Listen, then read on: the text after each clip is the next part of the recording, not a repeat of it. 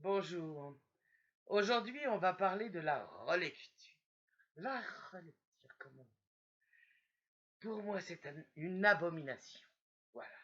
On se sert du mot relecture pour nous fourguer un tas de cochonneries, de mises en scène qui n'ont ni queue ni tête. Tout ça pour se faire voir. On prend un texte classique, un texte dont on est sûr, bien sûr, ils ont passé les siècles.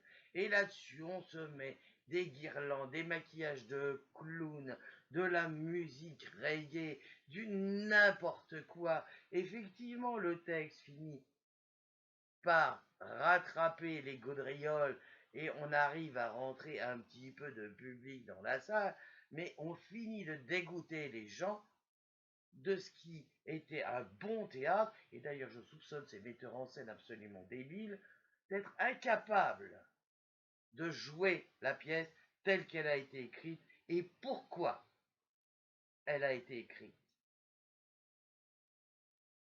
Et malheureusement, il n'y a qu'un mot, relecture, pour aussi ce qu'il y a de plus merveilleux dans notre travail.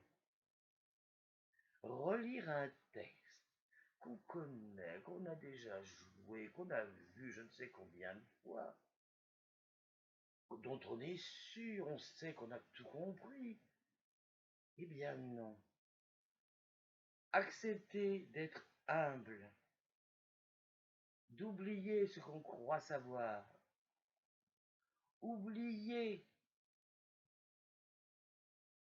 toutes ces certitudes pour relire vraiment un texte. Parce qu'on a vécu des choses, on a vu d'autres choses, on n'est pas les mêmes. Donc en relisant tranquillement un texte,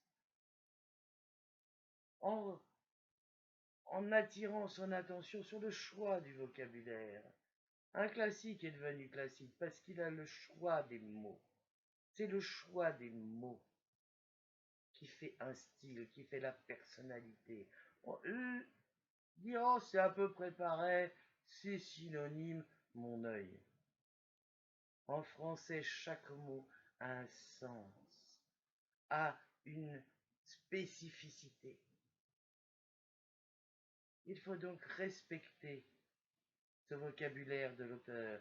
Pourquoi a-t-il choisi ce mot-là et pas un autre?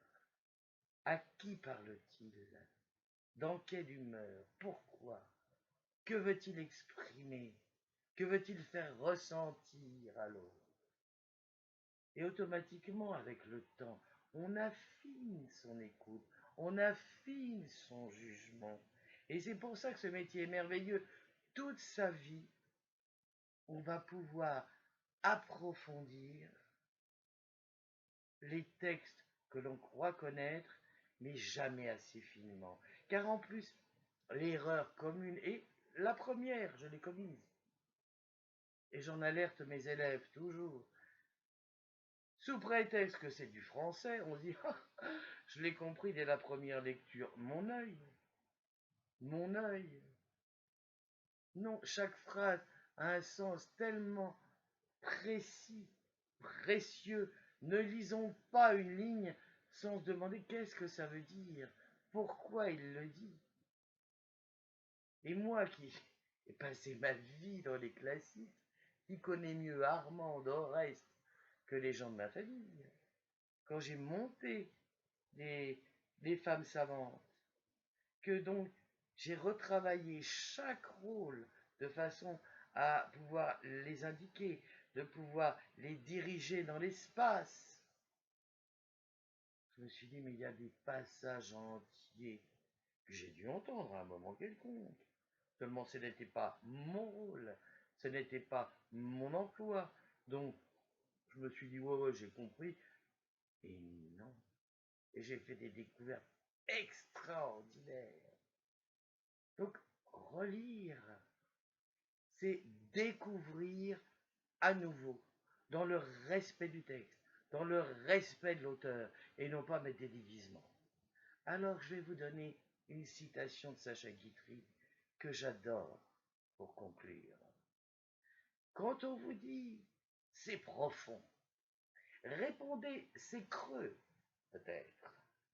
Et quand on veut vous convaincre qu'une œuvre doit vous donner le vertige, répondez que ce qui donne le mieux le vertige dans la vie, c'est le vide. Au revoir.